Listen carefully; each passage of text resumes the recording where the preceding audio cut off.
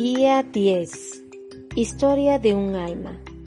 Estaremos compartiendo el capítulo 5, leyendo los primeros temas, de los cuales son los siguientes: la sangre de Jesús, Francini, mi primer hijo, la imitación y Earning Home.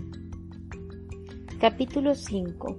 Después de la gracia de Navidad, 1886-1887. Si el cielo me colmaba de gracias, no era porque yo lo mereciese, pues era aún muy imperfecta. Es cierto que tenía un gran deseo de practicar la virtud, pero lo hacía de una manera muy peregrina. He aquí un ejemplo. Como era la más pequeña, no estaba acostumbrada a arreglármelas yo sola. Celina arreglaba la habitación donde dormíamos las dos juntas, y yo no hacía ni la menor labor de la casa. Después de la entrada de María en el Carmelo, a veces, por agradar a Dios, intentaba hacer la cama, o bien, cuando Celina no estaba, le metía por la noche sus macetas de flores. Como he dicho, hacía esas cosas únicamente por Dios, y por tanto no tenía por qué esperar el agradecimiento de las criaturas. Pero sucedía todo lo contrario. Si Celina tenía la desgracia de no parecer feliz y sorprendida por mis pequeños servicios, yo no estaba contenta y se lo hacía saber con mis lágrimas. Debido a mi extremada sensibilidad, era verdaderamente insoportable. Sí, por ejemplo, sucedía que hacía sufrir involuntariamente un poquito a un ser querido. En vez de sobreponerme y no llorar, lloraba como una Magdalena, lo cual aumentaba mi falta en lugar de atenuarla. Y cuando comenzaba a consolarme de lo sucedido, lloraba por haber llorado. Todos los razonamientos eran inútiles y no lograba corregirme de tan feo defecto. No sé cómo podía ilusionarme con las ideas de entrar en el Carmelo, estando todavía, como estaba, en los pañales de la infancia. Era necesario que Dios hiciera un pequeño milagro para hacerme crecer en un momento, y ese milagro lo hizo el día inolvidable de Navidad. En esa noche luminosa que esclarece las delicias de la Santísima Trinidad, Jesús, el dulce niñito recién nacido, cambió la noche de mi alma en torrentes de luz. En esta noche, en la que Él se hizo débil y doliente por mi amor, me hizo a mí fuerte y valerosa, me revistió de sus armas, y desde aquella noche bendita, yo no conocí la derrota en ningún combate, sino que, al contrario, fui de victoria en victoria y comencé, por así decirlo, una carrera de gigante.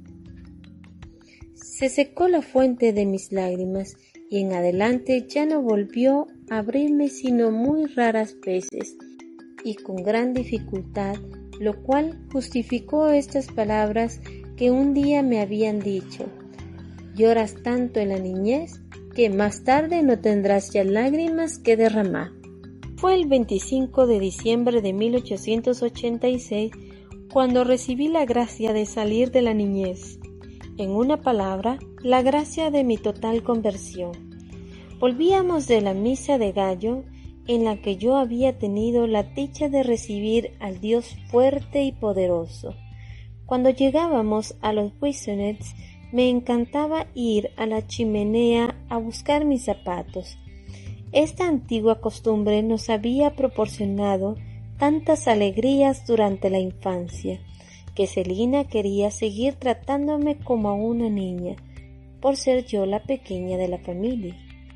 Papá gozaba al ver mi alborozo y al escuchar mis gritos de júbilo a medida que iba sacando la sorpresa de mis zapatos encantados. Y la alegría de mi querido rey aumentaba mucho más mi propia felicidad. Pero Jesús, que quería hacerme ver que ya era hora de que me librase de los defectos de la niñez, Me quitó también sus inocentes alegrías. Permitió que papá, que venía cansado de la misa del gallo, sintiese fastidio a la vista de mis zapatos en la chimenea y dijese estas palabras que me traspasaron el corazón. Bueno, menos mal que este es el último año.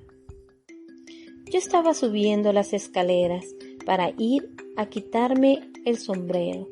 Celina, que conocía mi sensibilidad y veía brillar las lágrimas de mis ojos, sintió también ganas de llorar, pues me quería mucho y se hacía cargo de mi pena.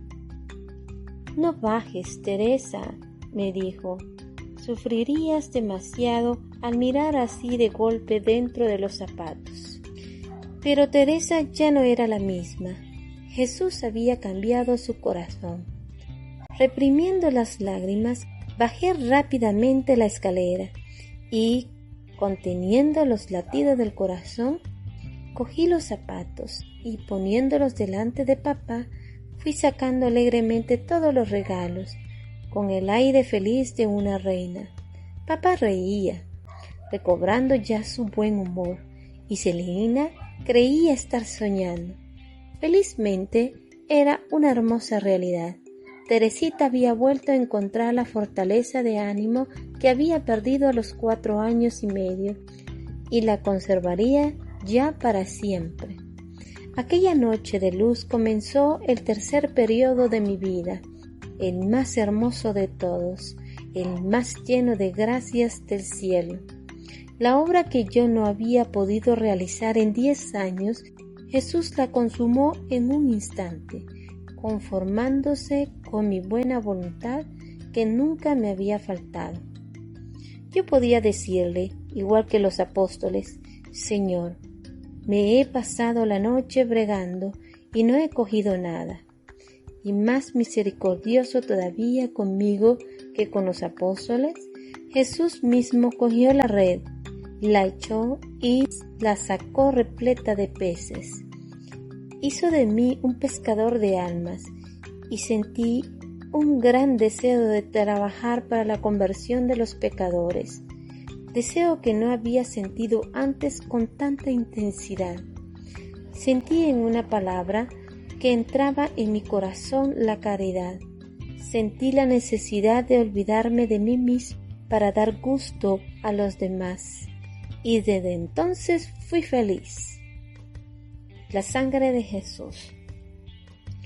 Un domingo, mirando una estampa de nuestro Señor en la cruz, me sentí profundamente impresionada por la sangre que caía en sus divinas manos.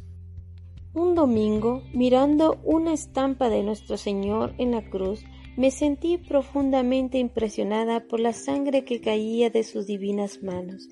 Sentí un gran dolor al pensar que aquella sangre caía al suelo sin que nadie se apresurase a recogerla. Tomé la resolución de estar siempre con el Espíritu al pie de la cruz para recibir el rocío divino que goteaba de ella, y comprendí que luego tendría que derramarlo sobre las almas. También resonaba continuamente en mi corazón el grito de Jesús en la tierra: «Tengo sed». Estas palabras encienden en mí un ardor desconocido y muy vivo. Quería dar de beber a mi amado, y yo misma me sentía devorada por la sed de almas. No eran todavía las almas de los sacerdotes las que me atraían, sino las de los grandes pecadores. Ardía en deseo de arrancarles del fuego eterno, y para avivar mi celo, Dios me mostró que mis deseos eran de su agrado. Francini, mi primer hijo. Oí hablar de un gran criminal que acababa de ser condenado a muerte por unos crímenes horribles. Todo hacía pensar que moriría impenitente. Yo quise evitar a toda costa que cayese en el infierno, y para conseguir empleé todos los medios imaginables. Sabiendo que por mí misma no podía nada, Ofrecí a Dios todos los méritos infinitos de nuestro Señor y los tesoros de la Santa Iglesia. Y por último, le pedí a Celina que encargase una misa por mis intenciones, no atreviéndome a encargarla yo misma por miedo a verme obligada a confesar que era por Pranzini, el gran criminal. Tampoco quería decírselo a Celina, pero me hizo tan tiernas y tan apremiantes preguntas que acabé por confiarle en mi secreto. Lejos de burlarse de mí, me pidió que la dejara ayudarme a convertir a mi pecador. Yo acepté, agradecida, pues hubiese querido que todas las criaturas se unieran a mí para implorar gracia para el culpable. En el fondo de mi corazón yo tenía la plena seguridad de que nuestros deseos serían escuchados, pero para animarme a seguir rezando por los pecadores, le dije a Dios que estaba completamente segura de que perdonaría al pobre infeliz de Pranzini y que lo creería aunque no se confesase ni diese muestra alguna de arrepentimiento. Tanta confianza tenía en la misericordia infinita de Jesús, pero que simplemente para mi consuelo le pedía tan solo una señal de arrepentimiento. Mi oración fue escuchada al pie de la letra. A pesar de que papá nos había prohibido leer periódicos, no creí desobedecerle leyendo los pasajes que hablaban de Pranzini. Al día siguiente de su ejecución, cayó en mis manos el periódico La Croix. Lo abrí apresuradamente. ¿Y qué fue lo que vi? Las lágrimas traicionaron mi emoción y tuve que esconderme. Pranzini no se había confesado, había subido al cadalso y se disponía a meter la cabeza en el lúgubre agujero, cuando de repente, tocado por una súbita inspiración, se volvió, cogió el crucifijo que le presentaba el sacerdote y besó por 3 veces sus llagas sagradas. Después su alma voló a recibir la sentencia misericordiosa de aquel que dijo que habrá más alegría en el cielo por un solo pecador que se convierta que por los 99 justos que no necesitan convertirse. Había obtenido la señal pedida, y esta señal era la fiel reproducción de las gracias que Jesús me había concedido para inclinarme a rezar por los pecadores. ¿No se había despertado en mi corazón la sed de almas precisamente ante las llagas de Jesús al ver gotear su sangre divina? Yo quería darles a beber esa sangre inmaculada que los purificaría de sus manchas. Y los labios de mi primer hijo fueron a posarse precisamente sobre esas llagas sagradas. ¡Qué respuesta de inefable dulzura! A partir de esta gracia sin igual, mi deseo de salvar almas fue creciendo de día en día. Me parecía oír a Jesús decirme como a la samaritana: «Dame de beber». Era un verdadero intercambio de amor. Yo daba a las almas la sangre de Jesús, y a Jesús le ofrecía esas mismas almas refrescadas por su rocío divino. Así me parecía que aplacaba su sed, y cuanto más le daba de beber, más crecía la sed de mi pobre alma, y esta sed ardiente que él me daba era la bebida más deliciosa de su amor. En poco tiempo Dios supo sacarme del estrecho círculo en el que yo daba vueltas y vueltas sin acertar a salir.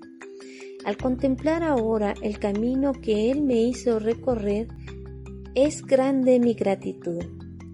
Pero he de reconocer que, si el paso más importante estaba dado, todavía eran muchas las cosas que tenía que dejar. Mi espíritu, liberado ya de los escrúpulos y de su excesiva sensibilidad comenzó a desarrollarse. Yo siempre había amado lo grande, lo bello, pero en esta época me entraron unos deseos enormes de saber. No me conformaba con las clases y con los deberes que me ponía mi profesora, y me dediqué a hacer por mi cuenta estudios extras de historia y de ciencias. Las otras materias me eran indiferentes, pero estos dos campos del saber despertaban todo mi interés, y así en pocos meses adquirí más conocimientos que durante todos mis años de estudio. Pero eso no era más que vanidad y aflicción de espíritu.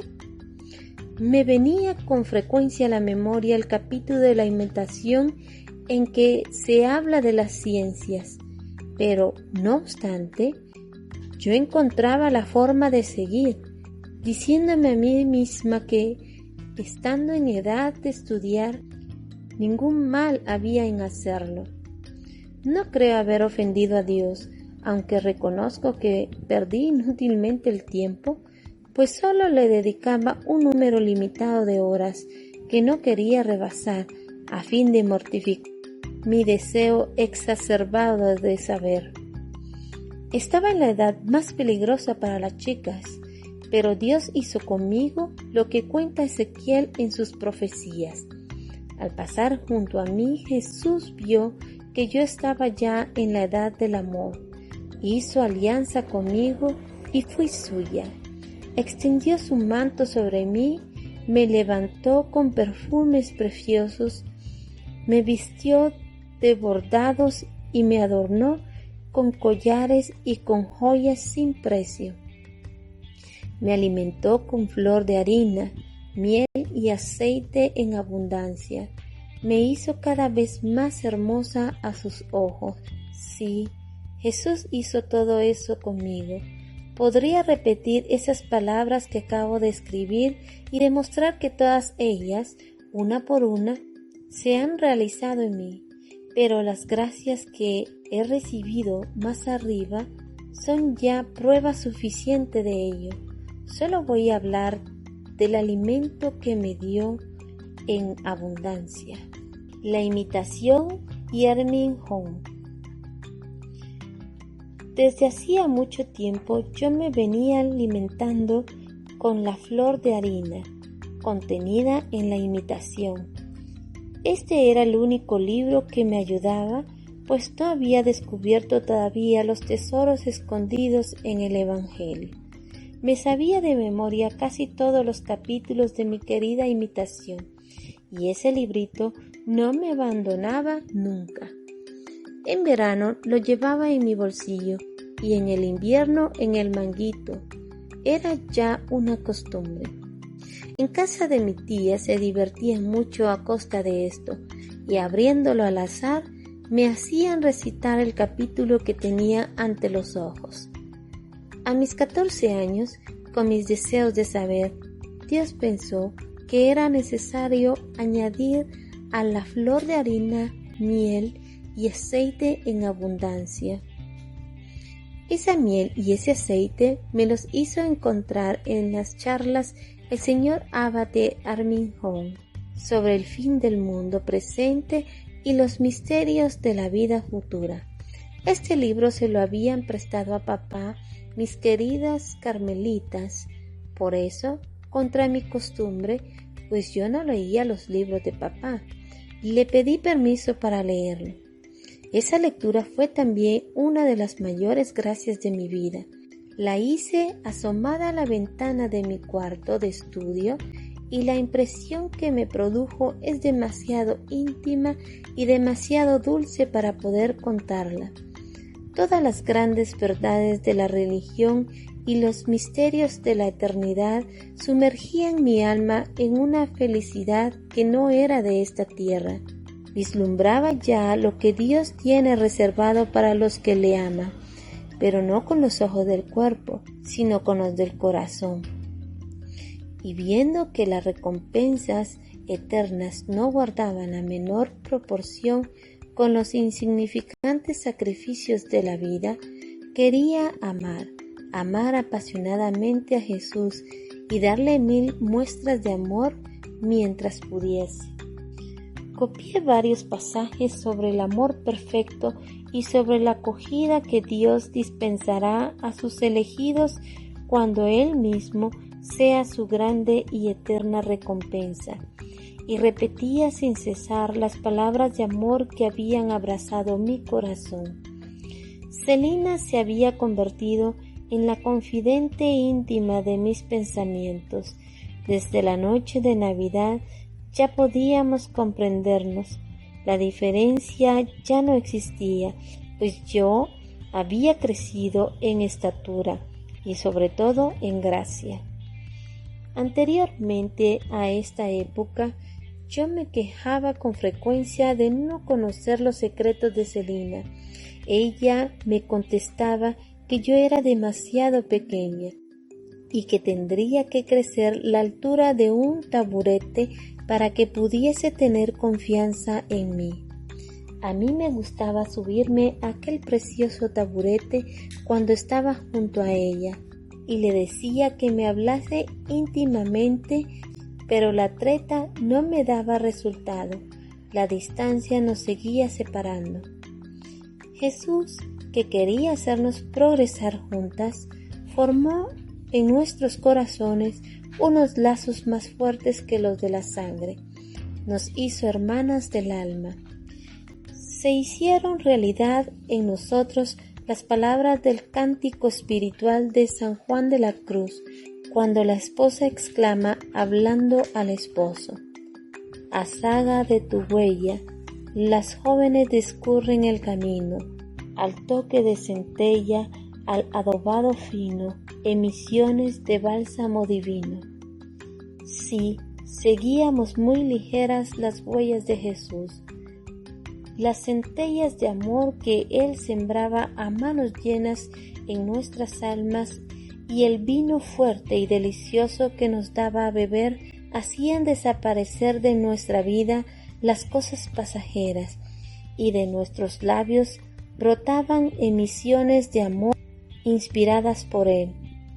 Qué dulces eran las conversaciones que todas las noches teníamos en el mirador. Con la mirada hundida en la lejanía, contemplábamos la blanca luna que se elevaba lentamente por detrás de los altos árboles y los reflejos plateados que derramaban sobre la naturaleza dormida. Las brillantes estrellas que titilaban en el azul profundo, el soplo ligero de la brisa nocturna que hacía flotar las nubes de nieve. Y todo elevaba nuestras almas hacia el cielo, del que no contemplábamos todavía más que el límpido reverso. No sé si me equivoco, pero creo que la expansión de nuestras almas se parecía a la de Santa Mónica y su hijo, cuando en el puerto de Ostia caían los dos sumidos en éxtasis a la vista de las maravillas del Creador. Me parece que recibíamos gracias de un orden tan elevado como las concedidas a los grandes santos. Como dice la imitación, a veces Dios se comunica en medio de un fuerte resplandor, a veces tenuamente velado, bajo sombras y figuras. De esta manera se dignaba manifestarse a nuestras almas. Pero qué fino y transparente era el velo que ocultaba a Jesús de nuestras miradas. No había lugar para la duda. Ya no eran necesarias la fe ni la esperanza. El amor nos hacía encontrar en la tierra al que buscábamos. Al encontrarlo solo en la calle, nos besó, para que en adelante nadie pudiera despreciarnos. Gracias tan grandes no podían quedar sin frutos, y estos fueron abundantes. La práctica de la virtud se nos hizo dulce y natural. Al principio, mi rostro delataba muchas veces el combate, pero poco a poco esa impresión fue desapareciendo y la renuncia se me hizo fácil, incluso desde el primer momento.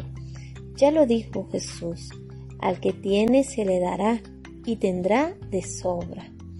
Por una gracia acogida con fidelidad, me otorgaba cantidad de gracias nuevas. Se entregaba a mí en la Sagrada Comunión con mucha más frecuencia de la que yo me hubiera atrevido a esperar. Yo tenía como norma de conducta comulgar todas las veces que el confesor me lo permitiera, sin fallar una sola vez, pero dejando que fuese él quien decidiese cuántas, sin pedírmelo nunca yo. En esa época no tenía la audacia que ahora tengo, que de haberla tenido, hubiera actuado de distinta manera, pues estoy convencida de que un alma debe decir a su confesor el deseo que siente al recibir a su Dios. Él no baja del cielo un día y otro día para quedarse en un copón dorado, sino para encontrar otro cielo que le es infinitamente más querido que el primero, el cielo de nuestra alma, creado a su imagen y templo vivo a la adorable Trinidad. Jesús, que veía mis deseos y la rectitud de mi corazón, permitió que mi confesor me dijese que durante el mes de mayo comulgase 4 veces por semana, y cuando pasó ese hermoso mes, todavía añadió una quinta más cada vez que cayese alguna fiesta. Al salir del confesonario, brotaron de mis ojos lágrimas muy dulces. Me parecía como si Jesús mismo quisiera entregarse a mí, pues echaba muy poco tiempo para confesarme y nunca dije ni una palabra acerca de mis sentimientos interiores. El camino por el que iba era tan recto y luminoso que no necesitaba más guía que a Jesús. Comparaba a los directores a espejos fieles que reflejaban a Jesús en las almas, y decía que en mi caso Dios no se servía de intermediarios, sino que actuaba directamente Él.